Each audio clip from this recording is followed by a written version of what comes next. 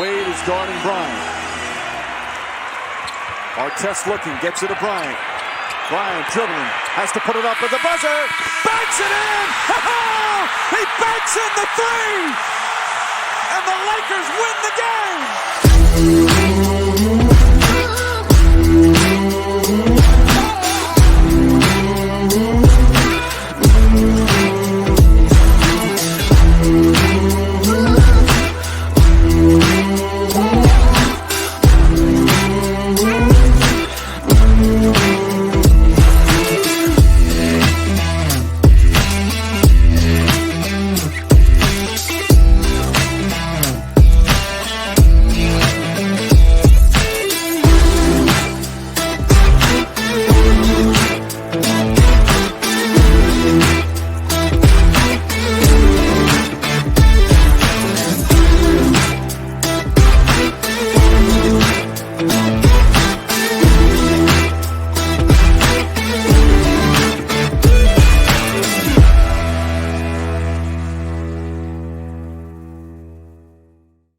Good morning, Syndicate members. What's happening, man?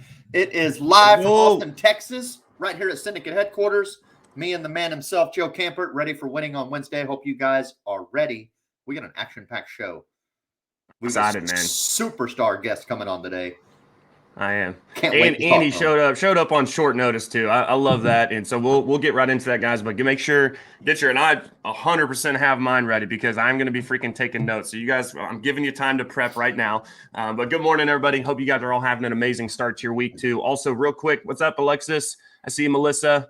Shout out to Lily. Lily is our producer behind the scenes who is managing the shows as well as all of the production on the back end. So thank you, Lily. She is through Viva Virtual Assistants with Rob Lopez. So shout out to Rob.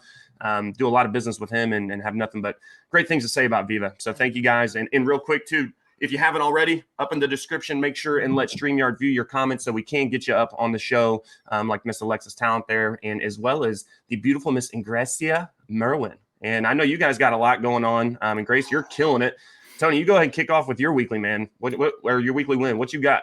I know weekly win. Honestly, it's it feels like the weekly win should be internet. Right. We're in the middle of AEP yesterday, right at what is, I guess it was around 10:30, 11 o'clock, and the internet just shuts down in here. And you forget how reliant we are on the internet until it goes away, right?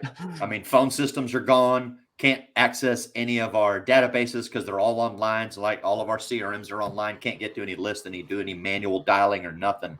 We're just kind of sitting here dead in the water trying to figure it out. So thankfully we're savvy. Grace was able to jump up, went back to the house, work from home. I cleaned the office with some help from the guys here. Waited for the guy to come out, and he banged out a new router for us. So new router. That's the I guess that's the weekly win there. He came in and upgraded our system, so we are back online kicking butt.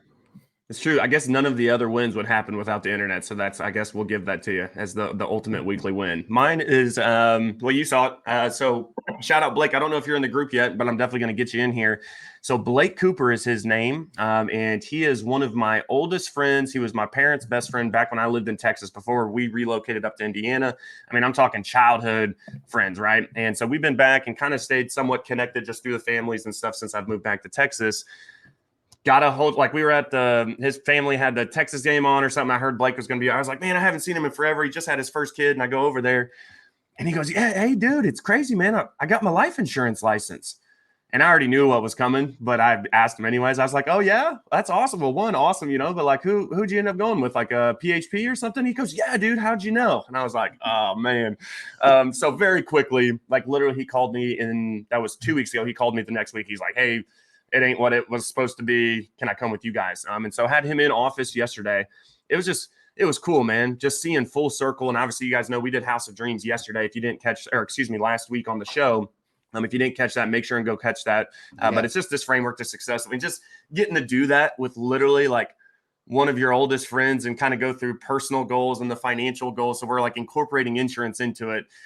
Was just really cool for that to kind of come full circle. So that was probably my weekly win. It's good to have him in office. If you guys do have an awesome weekly win, I know you do, drop that in the comments as well so that we can celebrate you. get you up on the show. Dang, Melissa says our entire school district was down. Kids didn't know what to do for the internet. So yeah, imagine that. It's a thing this week. But anyways, I am so excited to have Mr. Justin on the show. We have been able to connect a couple of times, one time in person and just obviously virtually have been following him and what he's done and gosh, what he's doing now and what he's up to. I'll let him share that. We're going to go ahead and bring him on, but give a nice warm welcome to Mr. Justin Slocum, who is hopping on the show. Good morning, my man. What's up? Man, thanks for coming out and joining us. What is that background? Look at all those animals. Sorry, that's my office. Yeah. So it's I travel and hunt a lot. So, a lot of people are into sports and everything else. I'm into hunting and fishing. So that's my thing. Are those gazelles? No, that's actually a Gemsbuck back there, a blue wildebeest, and then there's a kudu and javelina and warthog. So all kinds of stuff. Very cool. Man. Yeah, all from South Africa. Most of those are from South Africa. Okay, right on. Well, certainly thank you for joining us on the show, man. This is a huge pleasure for all of us. Joe obviously knows who you are. I've seen you around. I kind of know you virtually. I would say most of our group probably doesn't really know who you are. So if you don't mind, just take a short moment to introduce yourself, let them know who you are and kind of what you're about. Perfect. Justin Slocum right here in Rockwall, Texas, actually a small town called Heath, but we don't have a post office. So we live on with Rockwall is the biggest city most people know, just a little east of Dallas. Started in the insurance game about 15 years ago. Bought a small book with Allstate, around $750,000, and then over the years, just through organic growth as well as acquisition, grew to about $40 million, and then exited about 4 months ago. Some guys offered me some pretty good money to leave, and so I chose to do it and take a break with my family. As all of you know that are on here, if you own your agency or running an agency, it's a lot of stress, and so for me, I was like, you know what, I can take this win, pull some chips off the table, spend some time with my family, and then get back to work. And so that's kind of where I am today, and just decided to open up a recruiting firm and then help even Allstate agents just with their processes and how to get to that level, whatever level that they're wanting to get to. So that's what we're doing today. Right. Love that, man. What you got? What's a weekly win for you? What you got for us? Weekly win, man. So on that, when I was traveling around with my kid, right after we sold, I told him, I'm like, 3 months is all yours, man. September 1st. Well, I'll start whatever I'm going to do next, and I'll think on it for 3 months and figure it out. So we started recruiting. One big thing that I had done was the remote hiring licensed insurance agents across the country. So that was a big win for us. And so I decided to help people with that September 1st. Well, through that, when we were hiring people, they were like, hey, can you help us train them, onboard them, all this? And I really didn't have the capacity. It was me and my assistant. And so I'm like, man, I really don't have the capacity. And about 2 weeks ago, I decided I would help. I'm like, man, I really like this guy that's buying a new agency November 1st. You know what? We'll figure it out. I'll figure out how to help you here. We'll get your people onboarded and trained up. And so I took that on knowing I didn't have the capacity to do it, but I really wanted to help him because he just seemed like a great guy. Love it. And Friday, I get a phone call from one of the agencies that I sold, and they let 3 of the people go that have been with me the longest. And as you know, if you sell an agency, stuff like that there's always a non-compete against them. Sure. And so I couldn't hire him for 12 months without, the permission of whoever bought me. And so I called him. I'm like, hey, man, you cool if I pick him up? He's like, yeah, it's just, I like him and everything. It's just kind of a luxury position. And I was like, hey, I get it, because one was a sales assistant, one was a compliance officer, one was just an onboarder, right?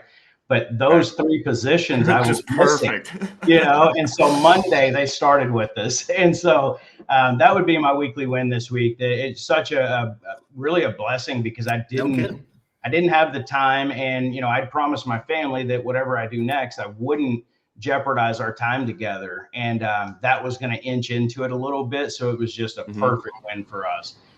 They started this week. They'll hop in with him. They'll be ready to go by November 1st and get his people up to par. So that's our weekly win. That's perfect, man. That's definitely fortuitous. Oh man, it was awesome.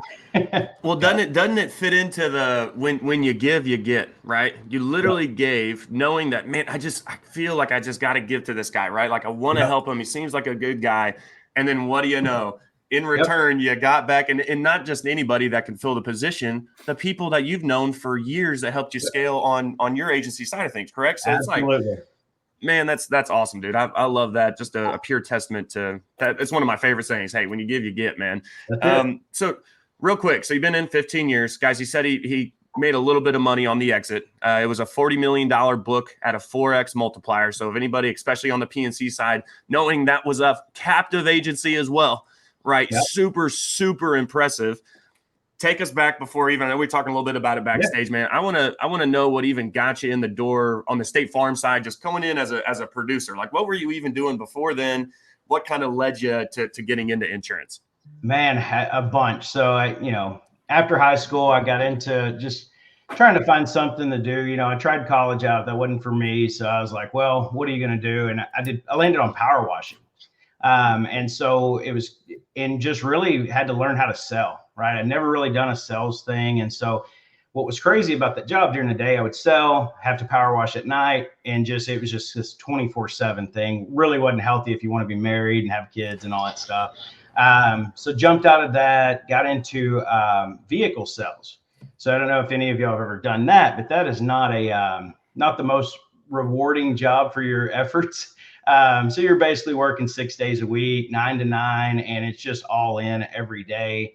Needed to take some time off. They give you a hard time, all this. Mm-hmm. And so I got out of it. Within 6 months, I was done with that. I was just like, I can't operate like this just mentally, and I was actually one of their better salespeople, but just beat down, Right. So I'm like, man, okay. Well, my mom had worked at this company called Traxxas, and a lot of people may have heard of them. They're high performance RC cars, throughout the world. One of the biggest in the world, I believe, still to this day. And they need some help in the HR department. And so I jumped in, started helping them recruit people, helping with a lot of the HR duties. Just a phenomenal company to work for, and worked for them for a while, just doing that, and really enjoyed my job. Ended up taking on a lot more responsibility there, working 12, 14-hour days. They end up moving. And so they moved about an hour from me. Another hour. So I was already driving an hour there to Plano. They were moving up to McKinney, and they got to do what they got to do. It doesn't really matter, that I'm an extra hour. And so then, and remote wasn't cool in 2008, 2009, right? So right. I'm like, man, what do I do? I can't drive 2 hours each way, kind of thing. And so eventually I sat down with them. I'm like, look, I'm gonna find something else. Like, hey, take your time, help us with a replacement for you, yada yada, and we'll be good. And so I do all that. But in that time, I call my uncle and I'm like, man, what would you do? I'm entrepreneurial minded. I've kind of just been doing a job for a while. Like, what would you do? He goes, man, insurance. If I could do anything else, I would have done insurance. And this guy's a consultant for PricewaterhouseCoopers, works with Nike, back then Motorola, stuff like that. And so I really respected my uncle. We traveled the world making millions of dollars doing this stuff. And I was like, insurance? I was like, man, I hate sales. Because I went back to the car dealership. He's like, it's not the same, man. He's like, go check it out and let me know what you think. So I attribute everything to my Uncle Mike. Because had he not said that day, I don't even know that I would have looked down that road. First thing I did, Craigslist, if y'all remember Craigslist, hopped on. There was an ad for a State Farm guy in our town, or actually the one town over. I lived in Forney at the time. And so Mesquite, Texas, this guy was hiring for a position. I walked in, I told him, and I was almost a little bit arrogant about it, to be honest. I was like, hey man, I know you're offering $25,000 a year, but I want to own one of these. So my goal is just to come in, work for you, figure this thing out, and own one. He's like, okay. And I'm like, really? And he's like, yeah. He's like, man, if you can just help us sell some, will be great. And he's like, and I'll show you what we do. Most people don't want to be owners once they see it, but if you want to give it a try, let's do it. And so I jumped in, and I mean, my first month, I really didn't know what was good, and so jump in, I do 42,000, I think, my first month. The way the comp structure was there, I think I was getting maybe 8, 10, 12%, something like that. I don't remember what they were offering at the time, but because I had done more than everybody in the office in my first month, he's like, hey man, I really need to pull you down, to like a % or 2 off of that. And I'm like, man, I really worked my tail off. I don't like that. He paid me. But the next month, if you do it again, it's going to be a little bit less. Well, the next month I do like 60. And so then he does it one more time, and he pulls me down again. And I just told him at that point, I said, teach me how to own these things. I was like, it's apparent that I can outwork all these suckers around here. Like, right. I need to figure out how to own this thing. And then that's when I learned that State Farm doesn't technically own. Right. And so I was a little discouraged that I'd spent this time with this company, but what I shouldn't have been discouraged with, I got to learn on his dime. Right. So a few months into that, I go over, there was a state or an Allstate office in our in Forney, Texas, Kurt Cilio. And so I'll give him a shout out. So he's still an Allstate agent today. I walk in, don't know this guy from Adam, ask the front desk lady, I was like, hey, can I talk to the owner about owning an Allstate agency? And the guy just pops his head around. He's like, man, this kid's crazy. You know, come on back. And so we sit down, we spend about an hour. He tells me the guy across the street's for sale for like 120 grand or something. And I'm like, okay. He said, you walk in there and offer that guy 120 grand, he'll sell it to you. And I literally drive over there and do this in the most tacky and unprofessional way ever. Cause I'm probably 26, 27 years old. And I don't know what's acceptable and what's not acceptable in this area. So I walk in and he's standing there and I was like, hey, Kurt told me if I gave you 120 grand, you'd sell me this Allstate in front of his staff, mind you. Terrible. Don't ever do that, people. That's not the right way to do this, because he might not have actually been for sale, you know. And he's like, oh, well, hey, let's step back here and, you know, let's talk about it. And he did. So he drives me to the bank that day where he banks at Citibank in Forney, which still I've got to give them a shout out because they're the ones that gave me my first loan on this deal. They run my credit. They're like, hey, we'll give you the 120 grand. I'm like, okay. Mind you, I have no idea how much revenue this thing does. I haven't looked at a P&L. I have no idea if it's in shambles or not. And literally, so the next day I drive to Allstate and they meet with me and they tell me, you know, what I've got to do to be successful there. And they look at, I tell them the numbers and they're just going off my word. And they're like, if you do that here, you're going to be okay. Right. And I'm like, okay, cool. You know, and so that was really how it started. I went and turned my 2 weeks notice in at State Farm, became an Allstate agent about 60 days later. And it was pretty rough that first month or that first year, actually. You know, you think you're an owner and you think I'm going to make all this money and we're just going to crush it. And we were actually doing pretty well from a premium standpoint. But what I had never experienced was the marketing expense. Mm-hmm. I got marketing expense now, staff expense, all these things. And I look up at the end of the year and I've made $27,000. And I'm like, man, I made so much more money being a staff than I did as an owner.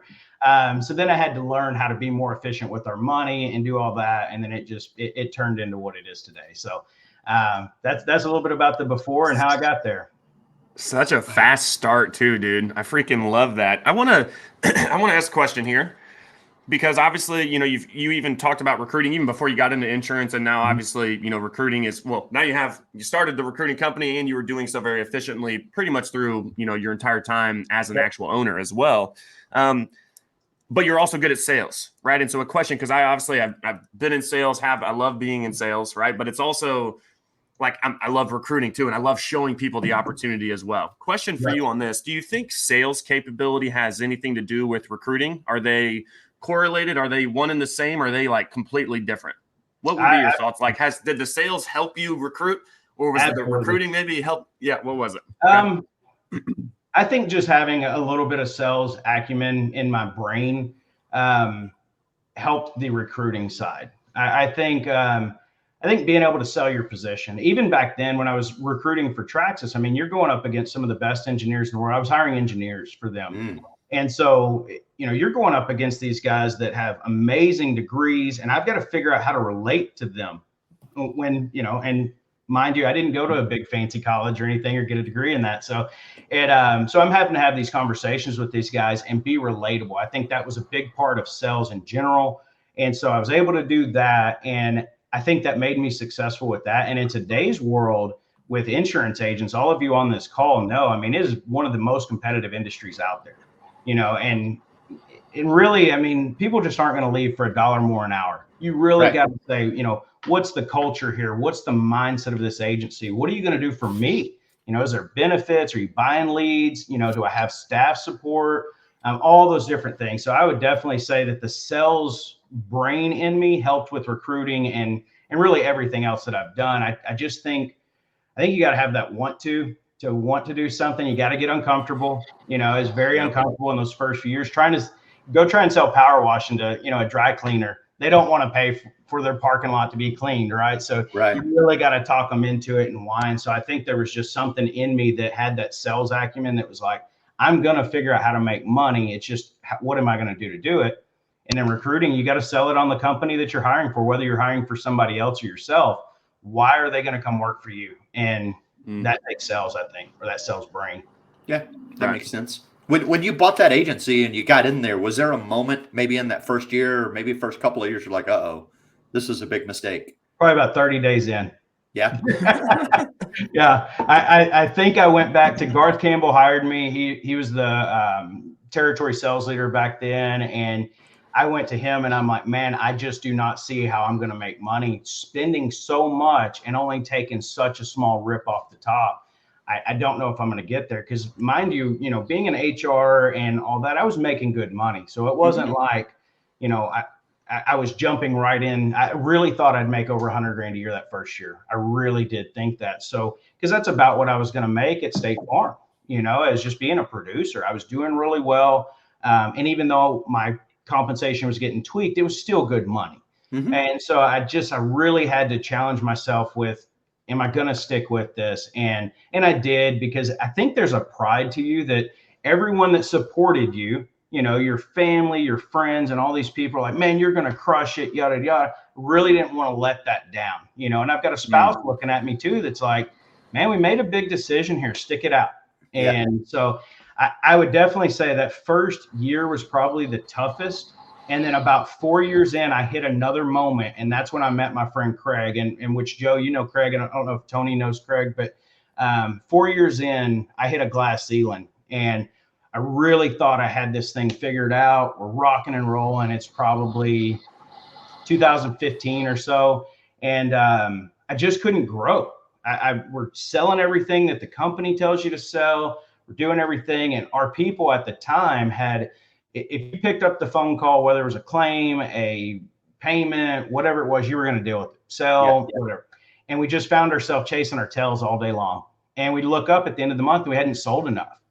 And so I reach out to this guy. He's pretty famous in the Allstate world. And so his name's Craig Wiggins. And I call him out of the blue. I messaged him on Facebook. I don't even think we were Facebook friends yet. And I was just like, hey, man, I've heard a lot about you. Is there any time I can get 15 minutes of your time just to ask you some questions if you ever hit this moment? And literally he responds right then, call me right now. I'm driving with my family. They're all asleep. I'll give you 30 minutes real quick. And so we get into talking about it. And I just tell him what's going on. And he sat there for about 2 minutes, and because I was almost at the point of selling then. And just you hit this weird moment of like, man, I don't know how we get out of this. How do we continue to grow? If this is the biggest we'll ever be, maybe we sell and start over or something. I don't know. And so I share all that with him, and he's like, man, I really think you should departmentalize your agency. I think you need to find who are the 2 or 3 salespeople in your agency that are really good at closing, have that great follow-up. And I had 5 people at the time, and he's like, take 2 or 3 of them and let them just sell. Or if you're not good at sales, then you and 2 other people just service the book, take care of the renewals, do the payments, and take all that off of the salespeople. And that's what we did. So we took 3 of them, made them salespeople, and the other 2 plus myself, I took on the renewal aspect, rate increases, stuff like that. And then I had a person, basically 2 CSRs, one kind of higher level account manager helping me with the renewals as well. And then 3 salespeople. We quadrupled our sales in 4 months. And so I owe all that to my buddy Craig on that. We've become really good friends now since then. But man, just that simple mindset of reaching out to another. If I would have never reached out to another agent out there, I don't know what the end of that would have been for me. But I was so thankful that he just took that phone call at no, I didn't pay him or anything for that. It was one of them things that somebody helped out. And so that's, again, going back to earlier, why I wanted to help this guy up in Arkansas, that I just feel you should help when you can, and because he did that for me, and I'm indebted to him for that, Absolutely. Shout out to Craig too, because he is an amazing dude. If you guys haven't, they're also a preferred vendor here within the group. It's Craig Wiggins Coaching. And he's got quite a few other things going on as well, but that's a big one. An amazing, we'll call it a knowledge base, a platform, training for producers, agent owners, all that stuff. Definitely check that out as big highlight for us when we implemented that in our agency. So shout out to Craig. And, I love that you said this too, right? It's even how you went and got your first Allstate book too, is because you sought it out, right? You literally went to the guy, and like I see it so much, and I know we talk about it a lot. And hey, I'm not beating a dead horse though, because I talk to so many agents. You'll never get that information unless you seek it out. Right now, Craig can sit here and be 100% willing to give it, right? But he's not a mind reader. He doesn't know that he's supposed to reach out to Justin because Justin's like, oh man, I need it. It's like, so just take that step, Go talk to that person, go walk into the office. Maybe don't do it in front of their staff, right? But go walk into that office and talk with the people. Definitely don't do that. Yeah, I love that. So real quick, because acquisitions are hot right now. And I know obviously you're definitely, you know that space. When you're going in, and obviously you would probably do it differently now than when you went and bought that first Allstate book, right? What are 2 to 3 things in this acquisition space that people really, because like even with our merger with Clarity and everything, and obviously now I'm kind of more involved on the I'm learning a lot. Just like, wow, I wouldn't even necessarily think to kind of look at some of those things, right? What are 2 to 3 things that, hey, I'm going to potentially look at acquiring a book of business? What should they be looking for? What should somebody on the acquiring side be looking for, be requesting? Maybe, hey, I need to have a second set of eyes kind of reviewing stuff. Is it a team of lawyers? What all is that that you could kind of shed some light on? All of that. I think all that is huge to have in your corner. I think a good CPA, number one, is always paramount to be able to tell you how this is going to affect you. With buying it, where's my tax savings? What can I do there? Write-off situation, stuff like that. A good attorney would be next. And really what they're looking for there is that language that kind of holds everybody accountable here and keeps everybody honest. As I would say, majority of the ones that I purchased over the year would tell me to my face, man, I'm not going independent. I'm not doing any of that. And I look up and they got a kid that's all of a sudden independent, or a spouse. All of a sudden I've got 20, 30 policies leaving pretty quick. But the language that we built in our contract superseded any kind of non-compete, non-solicit. We basically said, we're paying you X for these policies. If somehow anyone you're related to and somehow you're making compensation from it, you owe us 1 to 2 times more than what we paid you. So we really learned how to build that language over time. So I would say an attorney is a huge asset in that situation. Controlling the contract from a buyer standpoint is always preferred in my situation. I would not let the seller control the contract. And so outside of that, what I would look for, number one, tax returns and P&Ls, all that can be kind of, not going to say people plagiarize them, but they are. I think you can have people move things around to where it looks better that year, the previous year, all that. Right. What I really like, especially in the independent side, when I help people there, is I'm like, pull that carrier info. I want to see the loss, like for y'all today, loss ratio is huge, right? Like I want to see how is this going to be affected, because they could just pull a contract because of loss ratio, things like that. On the Allstate side, or even a Farmers, we're both captive or exclusive. So I think really the big thing there is seeing the premium, understand how it affects wherever you're at. If you're new, understanding the compensation. If you're buying a second or third, understanding how it affects your compensation today, because a lot of times if you buy something, it could technically hurt you, not always help you. If you're not built to outrun the losses or whatever it may be the case there. So those would be my top things. And then the staffing, really just getting to understand what is there. Most people do not value staff. I absolutely do. I see so many people say, well, this agency's not doing much and they're for sale, or like in Allstate language, it'd be an emerging agency. That's probably the bottom 20%. It's an emerging agency. They've got 3 staff over there. They probably all stink, or they wouldn't be emerging. I've actually seen the opposite of that.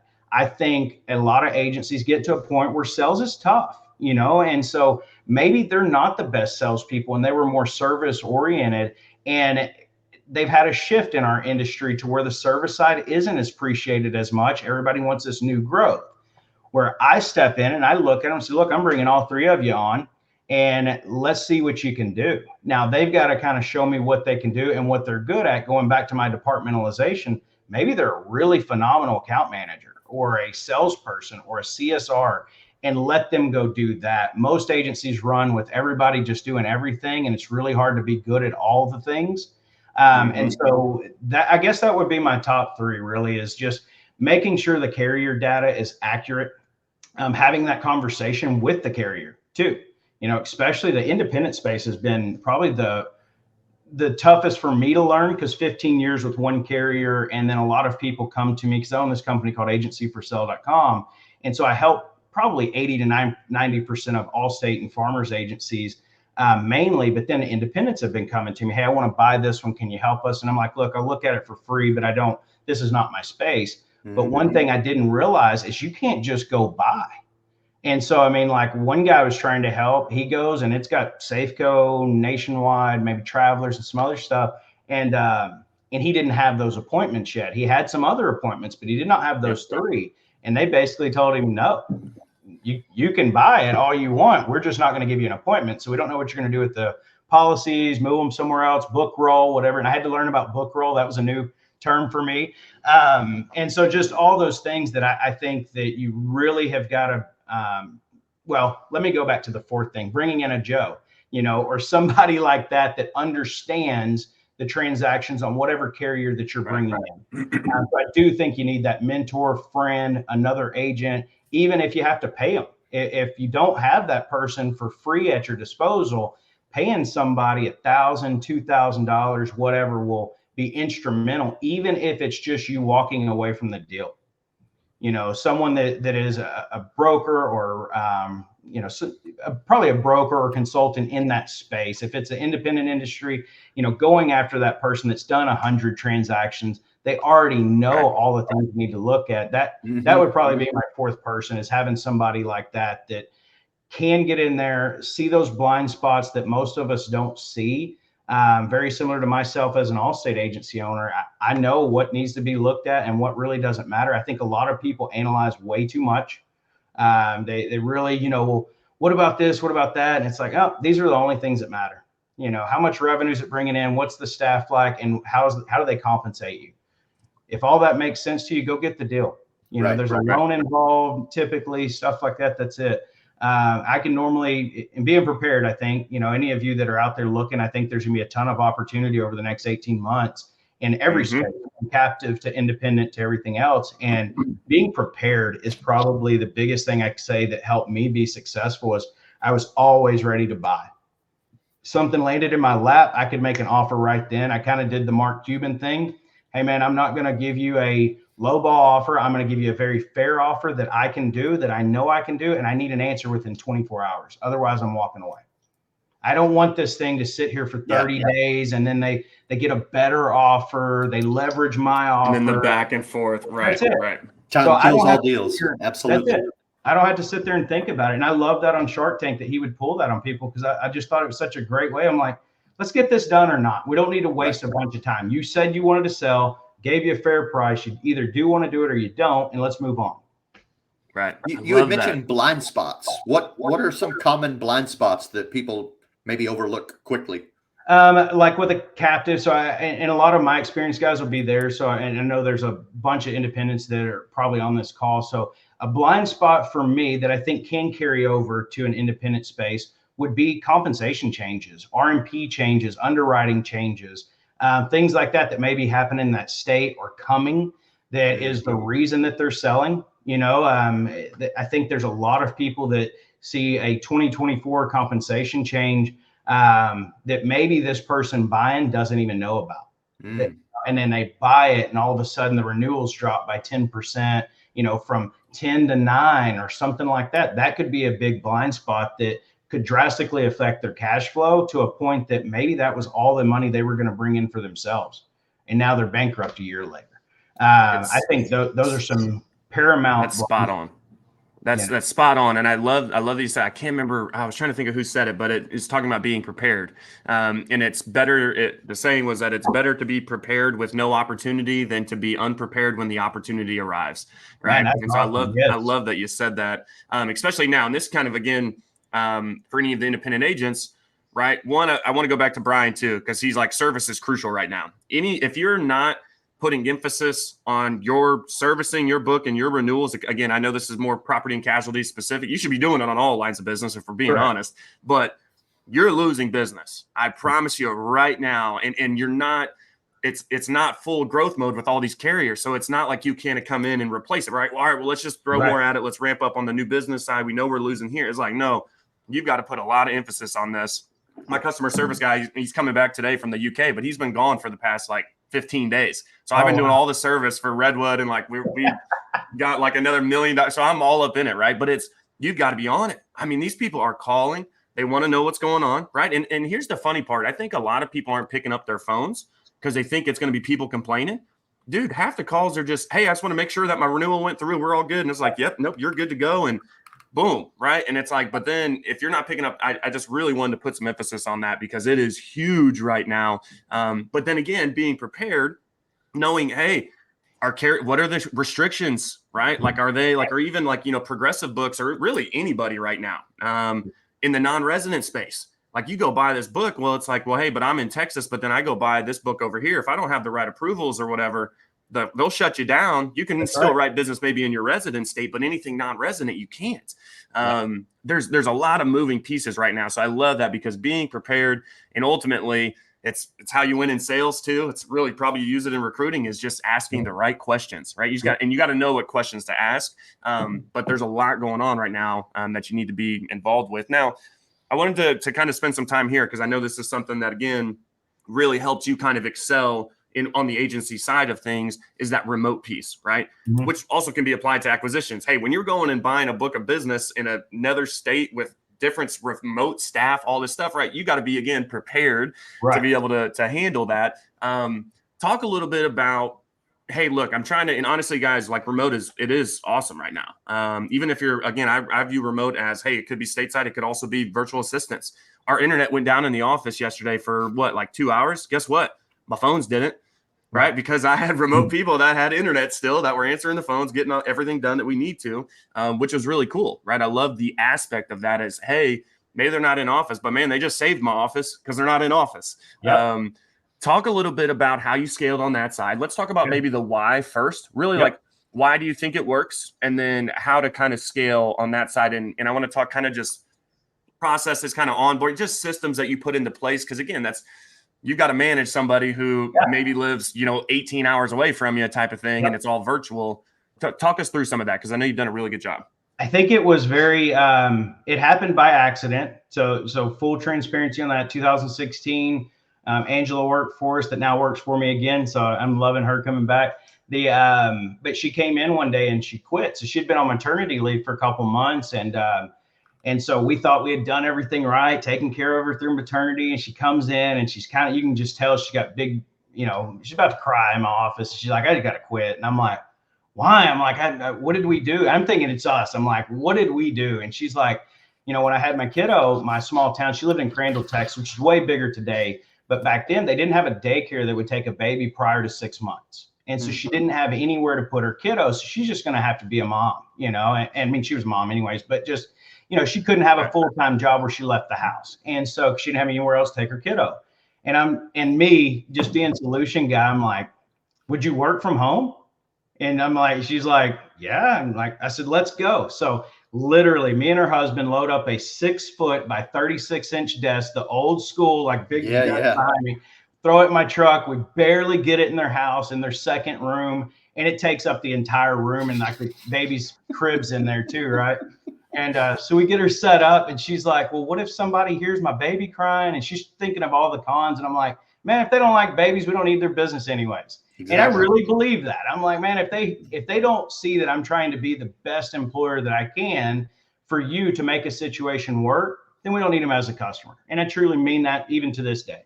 And so she starts doing it. And what was crazy was she was so efficient. And at that time, we actually still had quite a bit of walk-in. And because Forney was a pretty small town. And so we got a lot of walk-in payments, checks, stuff like that, where they would sit at your desk for an hour. And not that we don't want to talk to them, but you still got a bunch of work to get done. Right. And so for her, she's just firing it off. And we're like, man, she's getting stuff done. And then it became everyone else in the office was like, well, I'm driving 45 minutes each way. Is there a way I can do it? And so it became one of these things where we just made it a promotion. Once I signed off saying, hey, your stuff, you can work independently, go work from home. We set them up, get them whatever they need from home, and started doing that for a while. And then we get this huge win. And so that was really how I operated.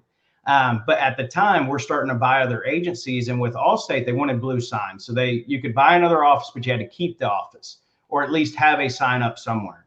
And so at one point, I think we ended up having 5 or 6 offices. spread across DFW. And I had to operate in a remote manner as well, even with them, because trying to drive to each one every day was not working out. Sure. Was not efficient for me. Get stuck in traffic on 20 for 2 hours or whatever.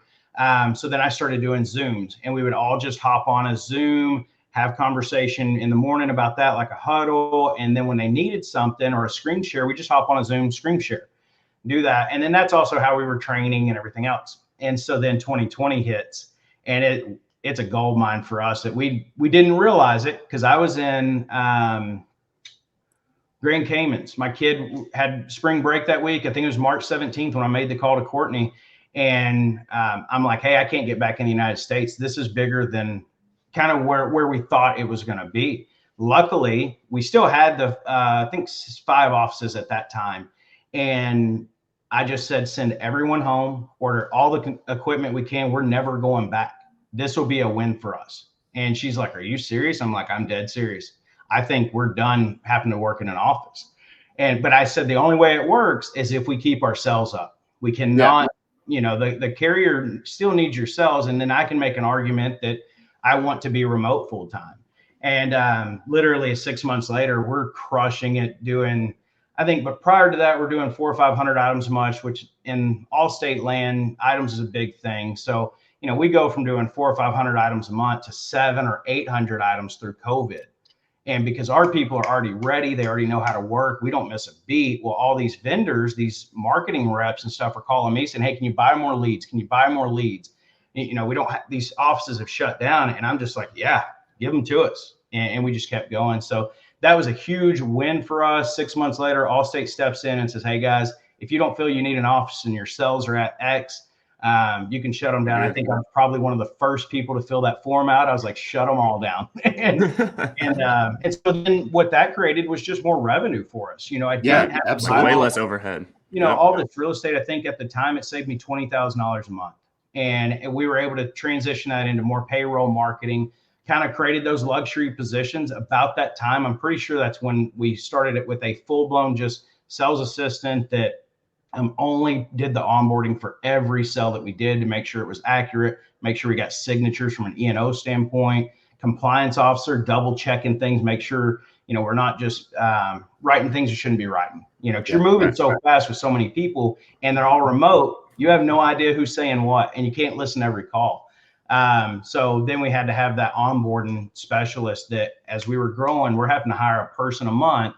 Courtney's having to get them through. And then, sometimes 2-3 weeks in, you're having to let somebody go because they don't fit the culture. They don't have the right hustle. They're not showing up for work, whatever may be the reason, or maybe they're just not good at this.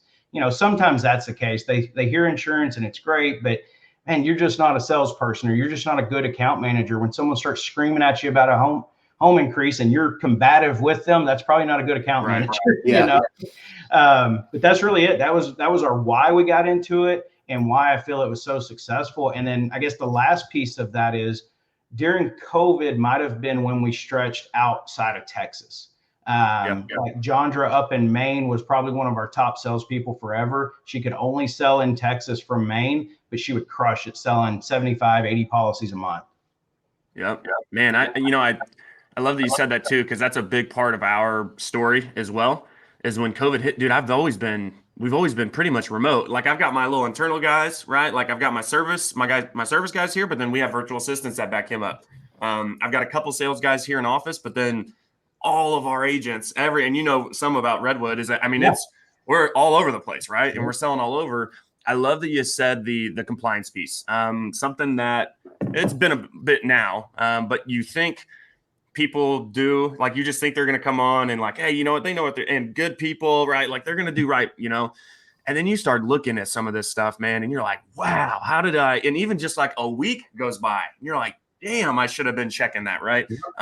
We're just now kind of getting into that space where just, regular audits going through but again, you can't listen to every single call, but man, the most you can. And it's like, everything better be notated. Like I need to get in and just make sure, because especially right now, I don't care if you're captive or you're independent, profitability is an issue with these companies. Right. So they're looking at stuff, right? Because they're like, whoa, hold on. Right. Or even again, just if you're playing with marital status or occupation or that type of stuff, are you giving them the best rate? And I think that's what it comes down to. A lot of agents are trying to help the client, which I get the heart, right? I understand that, but trying to get them in at an incorrect rate does not make the carrier happy when they're not being profitable right now. So you've got to keep eyes on that, especially if you have a team and especially if they're remote. I highly encourage you. Again, it's something I had to learn the hard way that now we're obviously doing. But don't just assume the best, right? Just make sure you're getting eyes on it and go from there, man. I love that you said that, because remote it's huge. And I think it's scalable. Maybe talk a little bit about that. Why to you is that scalable as well? Or even, I guess, maybe in an exit, how did that work for you, for the person buying? Like, man, this guy's got a bunch of remote people. What did that even look like? So the reason why I worked through scaling was for us, in Forney, when I started, a small town. So a lot of people drive past you to get into Dallas for a few more bucks an hour. Well, now you're able to offer this. And really, we were kind of small-minded. We were just thinking in our general area at first, hey, if you're down the road, we can take care of you that way.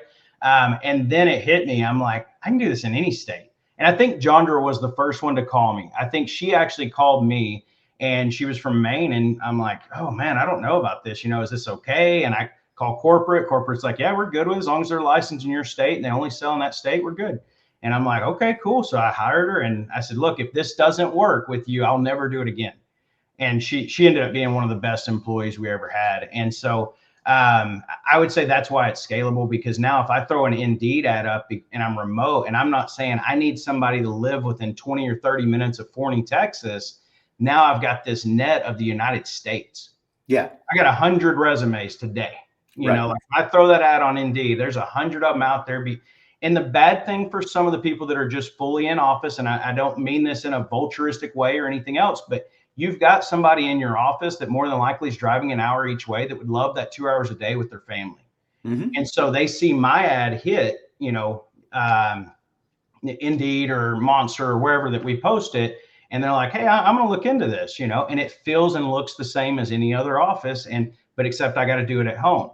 And so that's why I would say it's so much easier to scale that way, because rather than, filtering through maybe 10, 20 people locally over 30 days, I can do 100 in a day and find those 2 or 3 that are going to be a good fit for us, get them going. I ship the equipment that same day. And I work pretty fast, very similar to how, I told you, I'm not scared to walk in and say something like I did in the beginning. But if I'm sitting there interviewing and you say you're looking for a job, I'm offering it to you right now. I flip my screen around in that Zoom and I show you the offer. I'm like, do you have any questions?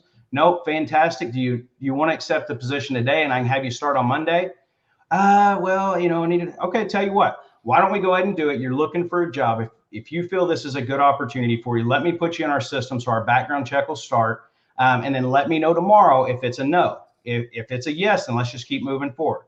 I go ahead and put them in the system. Tell them tomorrow I'm going to ship out your equipment. So at that point, you're bought in. I don't want them shopping my offer for the next week. Joe might have a better offer. He's coming in at $1 more. Maybe he offers dental for free, or I don't know. And so I really want to lock you into my offer now and not waste both of our times. And so that really helps it scale too, because you can do an interview every 20, 30 minutes from right here in this seat versus waiting on them to come in, or they ghost you. So if they ghost me, I just go back to work. I'm rocking and rolling, Mm-hmm. So I guess that's why it's scalable. And then the last piece on the exit, there is no different feel for that agency owner coming in. That they literally changed the name. So they're called Salt Jacket. So now they just swapped the Slocum agency for Salt Jacket. Everybody stays the same, rock and roll. Now I do think you've got to have good processes in place when you're at scale at that size to make that work. At a smaller size where the agency owners, say me at 4 or 5 million, I was very involved with those customers. I think that's a little bit different feel that whoever buys that agency needs to be an engaged agency owner, that they're handling that account manager role, or maybe they put a manager in place of me if I leave.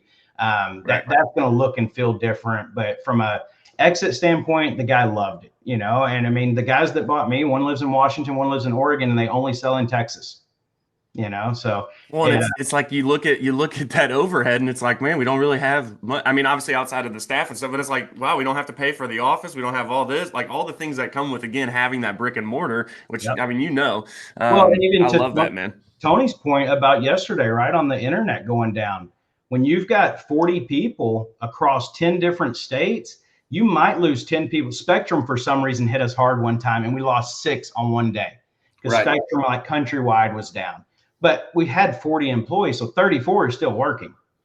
And so we never really had those hiccups that we used to have in office when we were local, because, you know, I was doing something wrong back then that I would have done different today. Those of you that have multiple offices, I was just using Suddenlink or Spectra, both of them, but I would do it for all my offices. That was a poor mistake on my part. I probably should have had Suddenlink at one, AT&T at one, Spectrum at a different one, because when their network shut down, I lost all of my offices when we had in-office.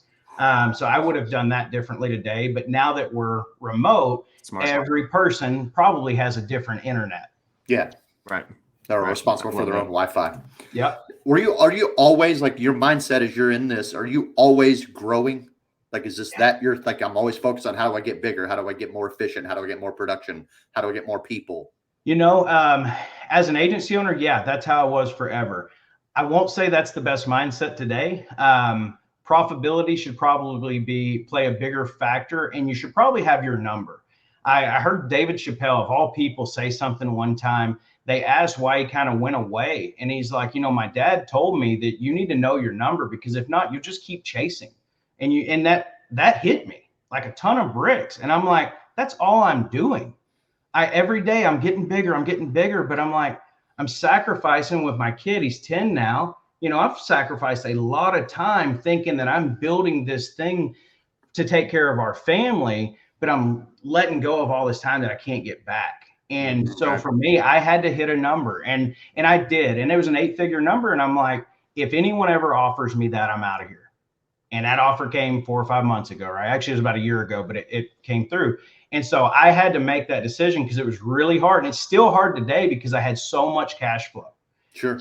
That was hard to actually say, I'm owning this, I'm saying this is it, and we're doing it. And so I attribute David Chappelle, of all people, for that little piece of knowledge. But now he's back in the game and he's doing what he wants. And so I thought that was a cool piece of that interview that I heard, was when he did finally come back, he's like, I'm only going to do the things I want. I'm not just doing things because my manager got me a job over here or this and that.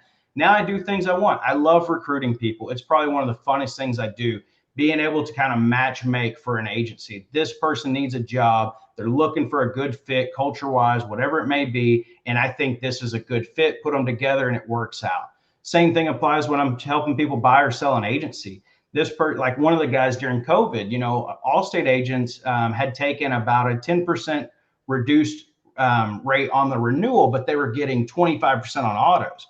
And so, you know, it was kind of this weird moment, but this guy owned 12 pizza shops during COVID, went bankrupt, and he's looking at an Allstate on the new comp plan like, man, this is the best thing. You're telling me I don't have to work Saturdays and Sundays anymore? So now we got perspective from outside our industry that's like, man, this is a great opportunity. I have a phenomenal job, phenomenal opportunity. I can work through COVID. I can work through downtimes. You know, the economy goes crazy. I'm making more money than ever. My close rate may be down, but my premiums are double from 3 years ago, you know? So, I mean, just stuff like that, I think, is keeping it in perspective, knowing your number, and saying, am I comfortable to grow? And is my life, you know, that work-life balance. Yeah. Can we scale and my life be good and I take care of home? Because I'll attribute Craig to a statement he gave me years ago that I still use to this day, is be where your feet are. And what he means by that is, if you're at work, give it your all. Don't be jacking around on Facebook and Twitter and all these other things. Work, get your work done. Because if your kids were standing next to you knowing what you need to do, and they're like, why are you on Facebook for 30 minutes? You know, like, you got to explain this to your kid. And then when you get home, you're still working, you know, you can't really shut it off. Like, throw your phone away. I have to tell people this all the time now from my bad experiences. Like, I'm sitting there at 8 o'clock at night, my kid's sitting next to me and I'm responding to a customer or whatever. It's like, no, that can wait till tomorrow, you know? And really just being where your feet are. If you can do that and scale, continue to keep scaling. If you hit that glass ceiling and you're like, all right, I make plenty of money and I got a good home life, stay right there. You know, I have so many friends that are $2-3 million agencies with one staff making $200,000 a year, and they got the best life ever. One of them plays golf every Friday. He has a day with both of his kids, daughter and son, Tuesday and Wednesday, it's just about them when they get home from school. No phone. He just hangs out with them for the evening, whatever they want to do. And Nice. so I think if whatever size that you're at and you're making the money you want to make, stay right there unless you can go higher with having that same work-life balance. Yep. Love it. Yep, dude. That's good stuff. So good. Well, real quick, because I know you got to get ready to bounce on a flight. Just a minute. Hey, what's kind of next on the horizon? And then just kind of talk about the agencyforsale.com as well as obviously the recruiting piece. Just kind of highlight, again, I know you've been highlighting some of that through this show, but just, hey, what is it? How can people reach out? And then what's kind of next for Justin? What's the number, right? You hit the number, but I feel like you've probably got another number now, just in a different lane. Maybe I don't know. I think it's a couple different things, man. Like when I went through that 3 months of stopping, I'm like, I sell my agency. I tell my family it's 3 months with y'all, period. And you got to see it. My kid came to me, shows me this Dude Perfect video with these rocks. He's big into rocks. And he's like, Dad, there's these rocks up in Michigan. You hit them with a black light and they glow like fire. I want to go get them. And we hopped in the truck the next day and went. And so we made a 3 to 4 week plan of stopping and seeing friends along the way and all this stuff. Hit Wrigley, first Cubs game ever, so cool. And did all this and came down so that he knew I was engaged. And I did all this for him. And I'm about him. But I did tell my spouse, I mean, all of us on this call, if you're an entrepreneur or a manager, it's hard to just stop. I mean, I can't be 39 years old and retired. And so she knew that. She was like, September 1st, go do whatever you want that makes you happy. And so that whole 3 months, I'm thinking, what am I good at? What do I truly enjoy? And I'm really not, I don't have anybody kind of pulling those strings saying, you got to do this or you got to do this. Today, we need to sell life insurance, tomorrow, health insurance, whatever. And so that's where I landed on helping people with the buying and selling of agencies as well as recruiting. But I'd been doing it as a hobby, kind of buying and flipping agencies on my own with Allstate, buying distressed ones, staffing them up, selling them. And so I got good at it. Then I started charging for it. And so I just kept that going. And so I enjoyed that. And then it turned into helping people recruit for their agencies they buy, or even if they're selling, they need to be staffed up. It's really a good value to have a well-oiled machine, because if somebody's buying from a pizza shop and they don't know insurance, but they know how to run a business, if the people are there, they just got to be a good manager or owner, take care of those people, and it'll run. So I would say that's being able to do that is probably the most enjoyable thing. Seeing people come in with that, helping some of my old staff be agency owners is so cool. I've got guys that worked for me 5-10 years ago that had left us back then, and now they're agency owners asking questions, things like that. That's been super cool and helping them out. So I would say what's next is really just elevating where someone is to the next level, making some money off of it, being a consultant and in a way to take some of that on. But I really think that it's been so valuable for people, and seeing the return people like Jeremy Fitzsimmons, I talked to this morning, he bought an agency with me 3 years ago. He's buying another one now. We've become friends since then, which usually isn't the same thing in the broker world. A lot of times, you have a broker and they get paid, they move on down the road. They're not really helping you be successful as you go through there. And I've been there along the way for him, just making sure he's got his mind on the right thing. These are the metrics you need to hit for the company to allow you to buy another one.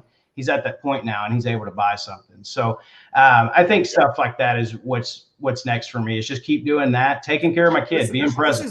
This is why I freaking love you, Justin, is the dude just took, guys, again, $40 million Allstate book, an exit with a 4X multiplier, and he's out here talking like he doesn't have to be on this call. He doesn't have to do the consultation and he literally wants to give back and help people, right? And I always say it too is, man, if I could go back to when I first started, man, if I could just have a Joe, like what I know now, 9 years ago, man, how far, where would I be, right? And not to take away from my experiences and the value there, right? It's like I've learned a lot and I've really come into myself, but still, dude, shout out to you, man. I'm thank you so much for being on here. And I know you got to bounce because you got your flight.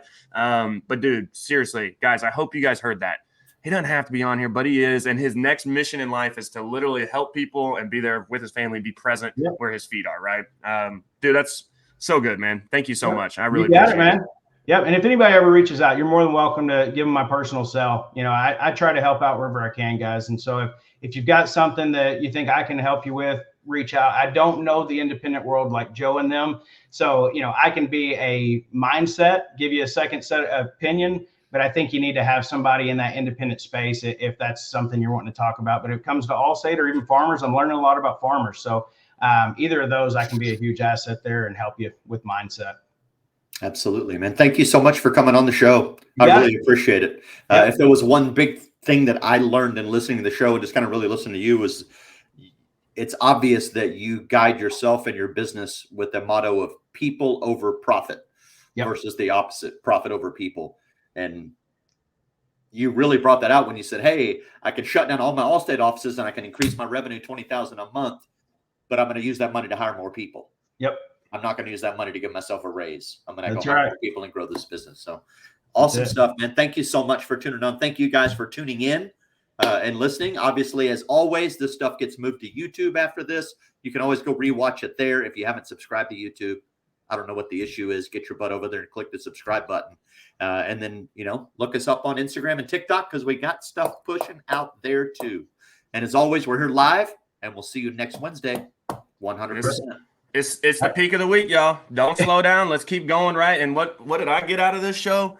Man, be freaking prepared and know your number, right? Know where you're really going. So again, thank you, Justin. Again, thank you, Syndicate members. We appreciate y'all. Hope you guys have an amazing rest of your week, and we will see y'all next week. See you guys.